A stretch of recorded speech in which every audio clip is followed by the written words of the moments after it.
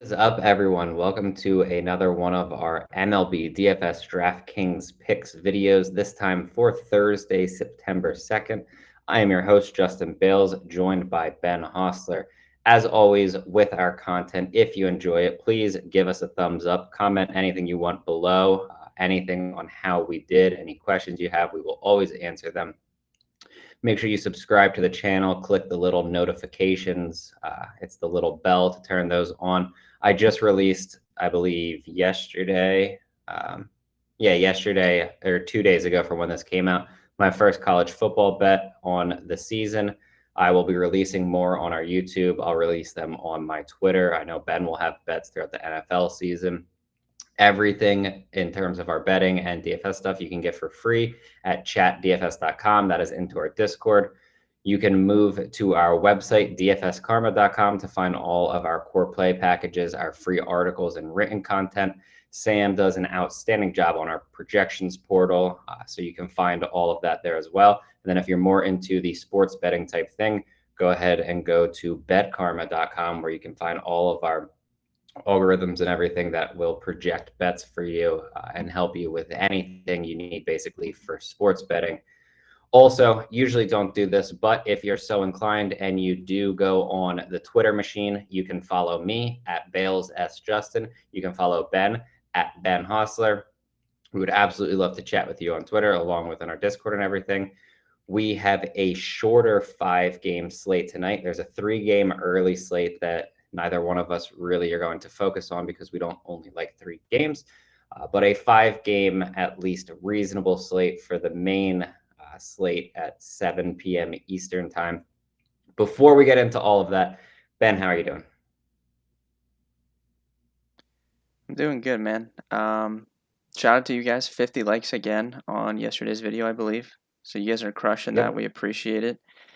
We set the next goal for 75, so we're going to see. I think it took us 3 weeks to get to the 50 likes.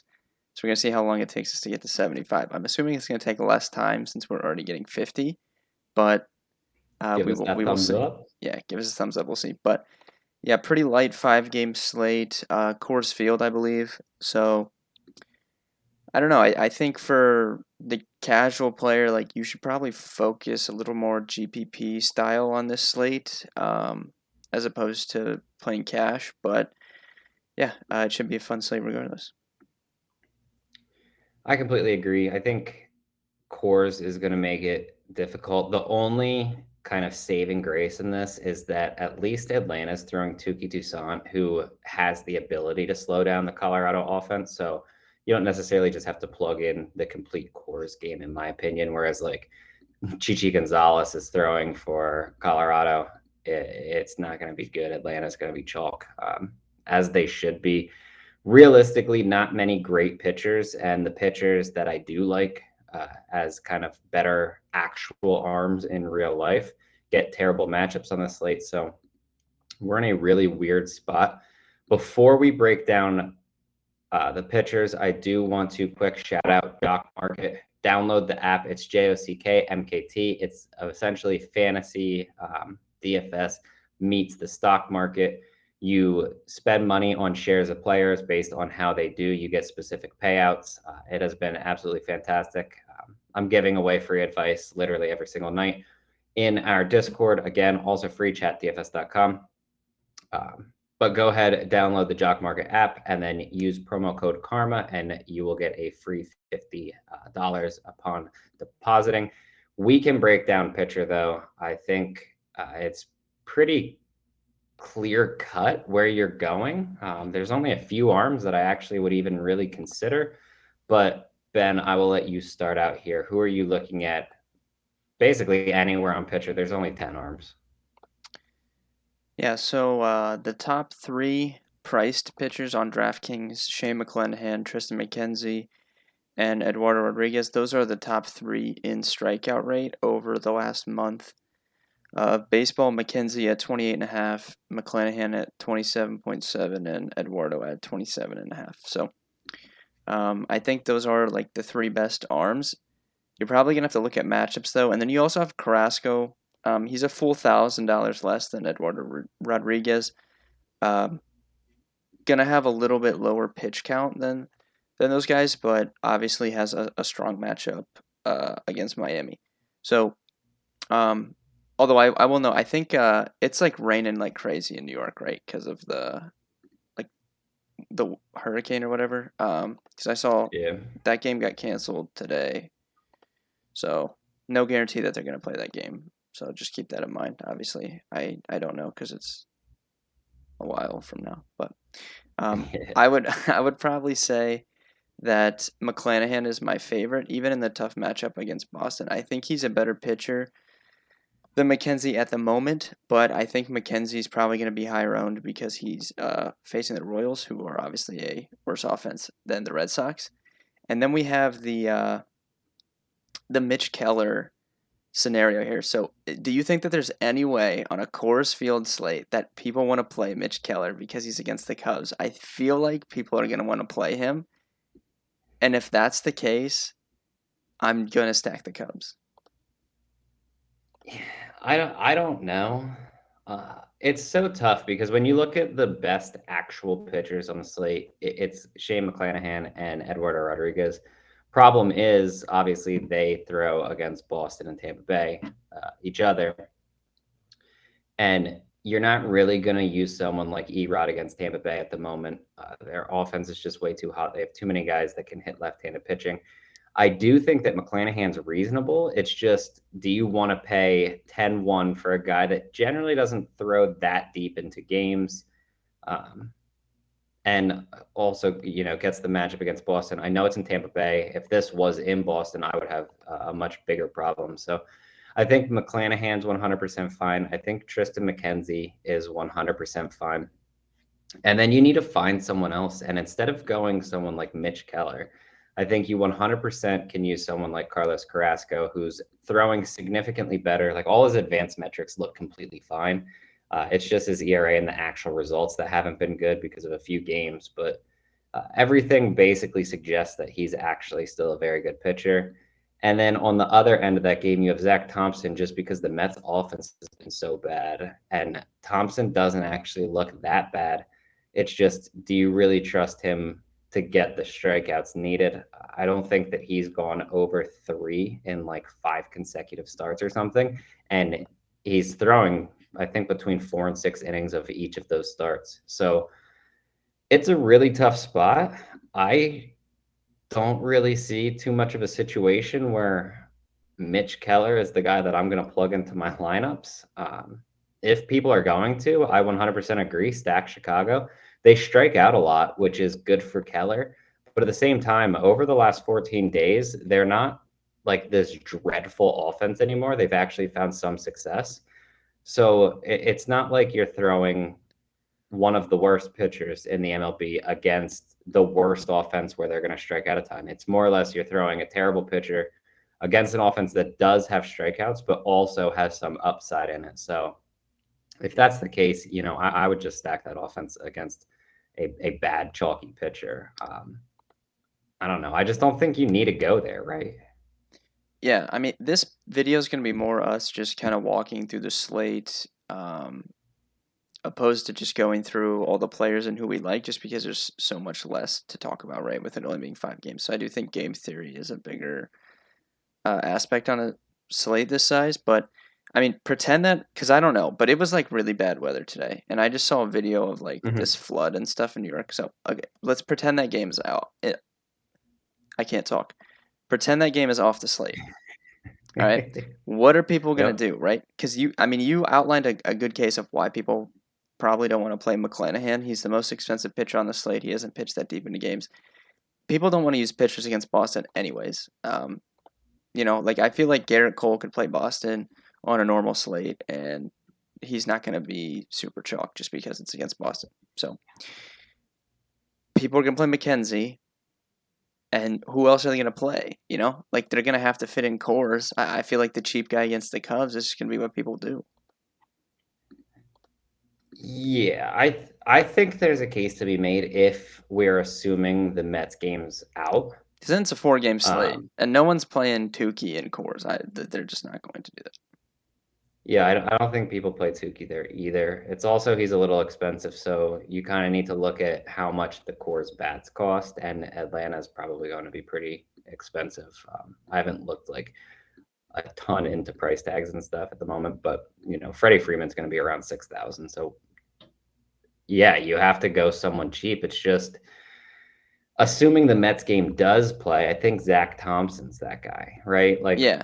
Well, so who in their right mind plays Keller over Thompson? if that game's in, I'm probably just gonna play one of the top. I'm gonna play one of McClanahan, McKenzie, and then I'm gonna play Carrasco if that game's in.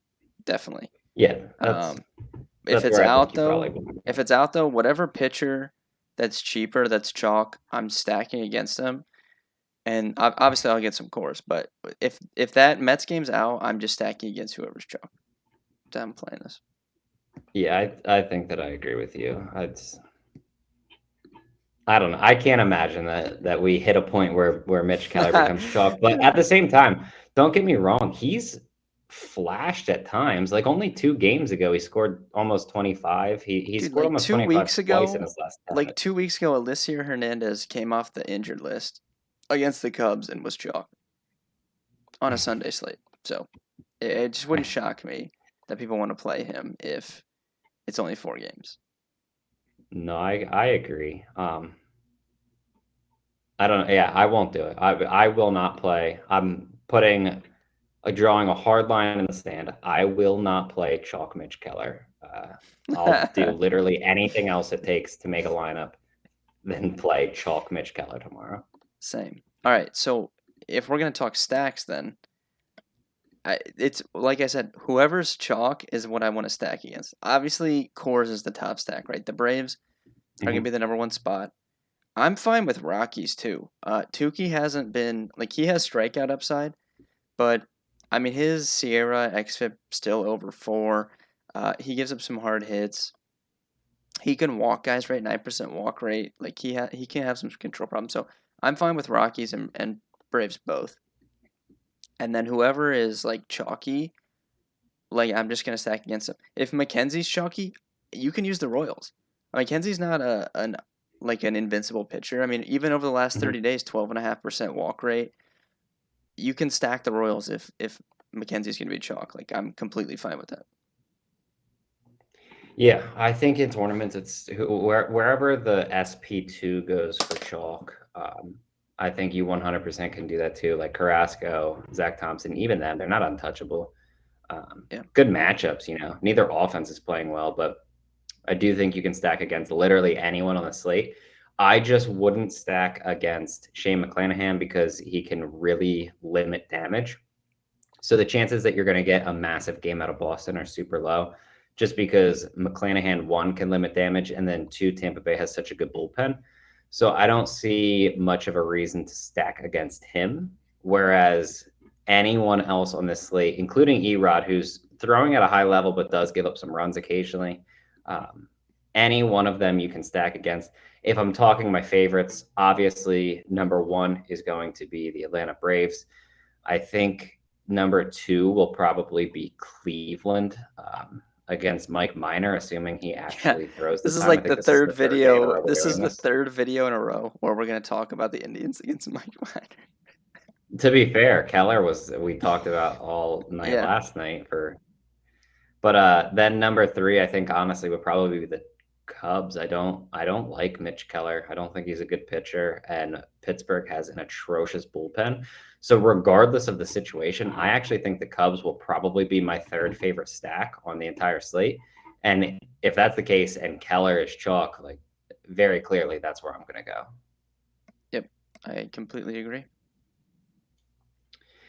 If that does it for stacks, we could move to position by position. This will probably go pretty quick, actually. Hopefully we give you guys some real good analysis that you can use. But starting at catcher, I think obviously if you can get to the top with Salvador Perez and you're not using Tristan McKenzie, 100% feel free. That's pretty easy. You can use literally anyone. I don't think we need to go over this. You can basically use anyone you want in the Colorado game. Do you agree with that? Yeah, Coors. I mean, Perez is the best bet up, sure, and then I think the Rays guys would be my other choices, like Zanino or Mejia, whoever is in the lineup, whatever they're doing there. I think are a good place. Yep, completely agree with that. I think Jacob Stallings makes sense at only 3,100. If Mejia's in the lineup, he's 29. I also prefer Mejia over him. And then if you just need a punt here, it'll just depend on the starting lineup since we're doing this the night before. Moving to first base, I'll let you start. Where are you looking here? Yeah, so I don't know if Rube's watching this video tomorrow, but he just sent me a screenshot. He's winning $62,000 on FanDuel, so I hope that holds for you. Hopefully you take that down, buddy. But yeah, first base. Freeman's the top play definitely here. In Coors Field against a bad righty, not going to be any secret. If you can afford him, he is the top overall play. Outside of him, I don't know, man. I think it's just gonna. I don't know. This video is so different. We haven't done a video for this small of a slate recently. I don't think. But I'm just gonna be looking for my stacks. So like, if McKenzie's chalk and I want to stack the Royals, I'm gonna use Carlos Santana. He's only 2,700. Um, I I don't know. I'm kind of talking myself into the Rays here though, because I think like obviously their offense is good enough, but they have so many guys with all the moves they've made that hit lefties well. Obviously, they have Nelson Cruz. You can use Jordan Luplow at first base or outfield. He'll be in the lineup against the lefties. So I might be looking at the Rays a little bit, but I think Santana sticks out. I actually don't know if I'll need Santana because he's so cheap. I mean, you're not spending up on any pitchers here, so you might be able to get Freeman pretty easily. Yeah, I think it's clear Freeman. If you're not using him, you're going to be in a pretty tough spot, I think. If you don't use him, I think Nelson Cruz, Yandy Diaz, Jordan Luplow all make sense there.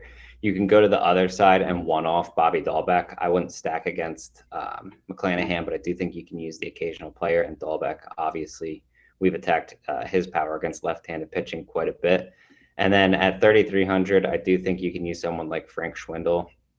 He's actually been playing pretty well recently. He does have solid upside for his price. So that's about where I'm looking at first base. I feel like Freddie Freeman's essentially just in an entire league of his own. And then, you just kind of go from there if you can't get to 5,900.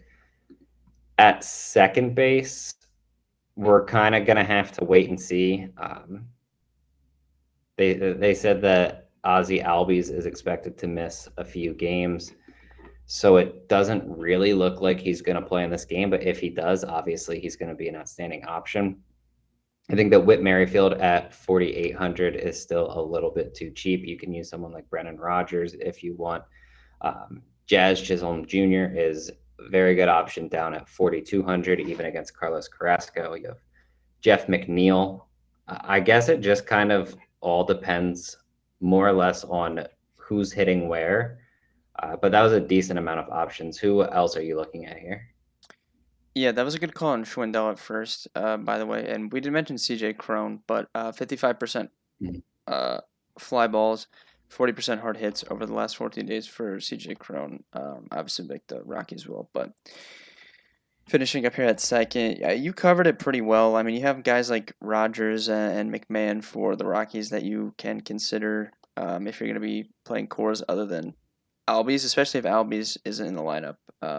Just pivoting over to some of the Rockies guys, I think makes sense. Whit Merrifield definitely can be used, and then I mean that about does it. I don't know. Someone like Andres Jimenez got in the lineup for the Indians today, but I don't know. He might not lefty. I don't know if Miner's going to start. If he's not, I don't know what's going on there, but I don't know. I don't think you're going to need someone that cheap. So I'll probably side with the Rockies at second and play like McMahon or Rogers or something like that. Yeah, I think that's a good call. Third base, it's so easy if you can get to the top. Jose Ramirez is the top option. Obviously, you have Austin Riley and Coors. I will never tell you no to that, but I do prefer Jose Ramirez for 300 more if you can get to him.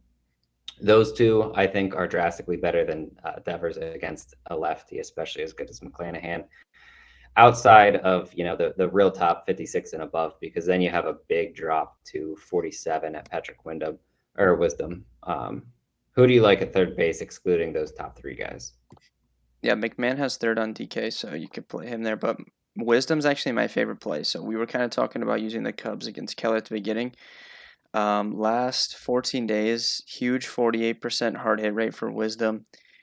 This started out when they first brought him up. This was someone that we just wanted to play against lefties, but he's just been solid overall, hitting the ball hard. Keller's someone that you need to full stack against because we've kind of talked about him. Just when he's bad, he's really bad, and I don't think it matters handedness wise. So Wisdom's actually my favorite play at third. Ramirez, obviously, if you're spending up, is fine. Any of the Coors guys are fine, but I actually really like Wisdom at third base. Yeah, I agree. He's a really good option because he's just a bit too cheap for how well he's playing.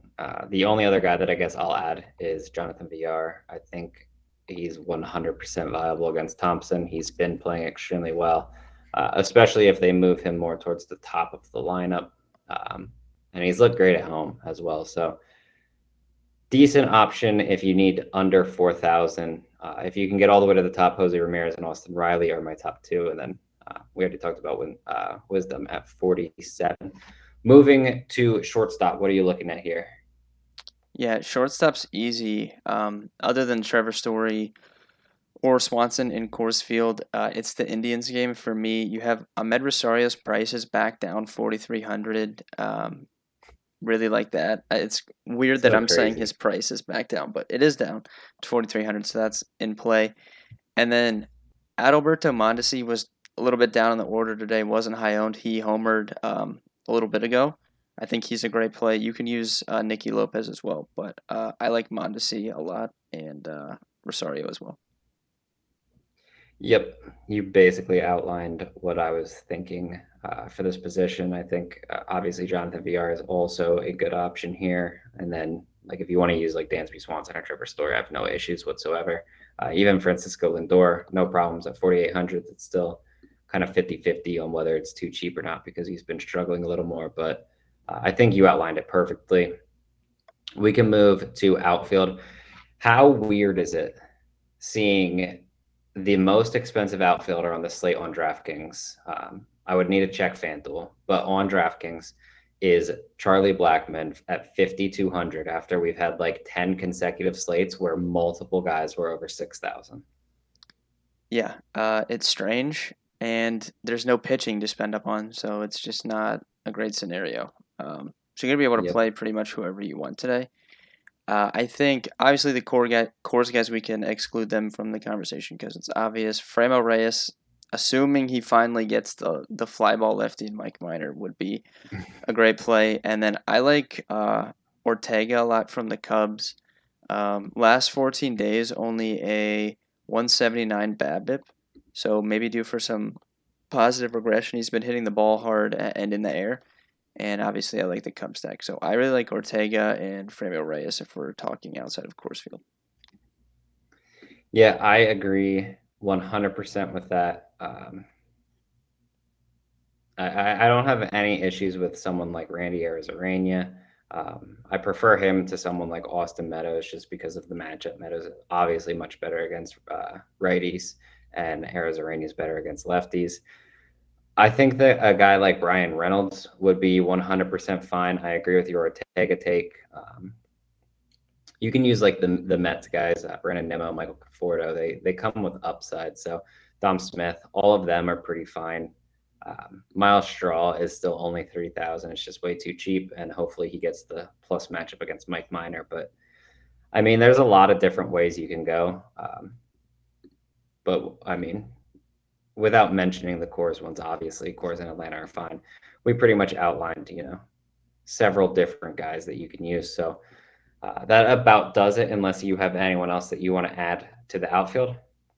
No, I mean, small slate, especially if it turns into a four-gamer. I would just pick a stack and roll with that. I don't know.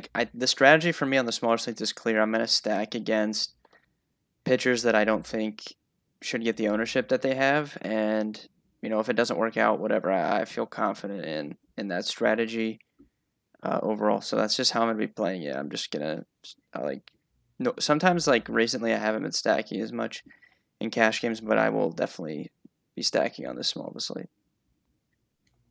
I completely agree. I stack literally every night. For anyone wondering my MLB strategy, I will stack 5-man every single night.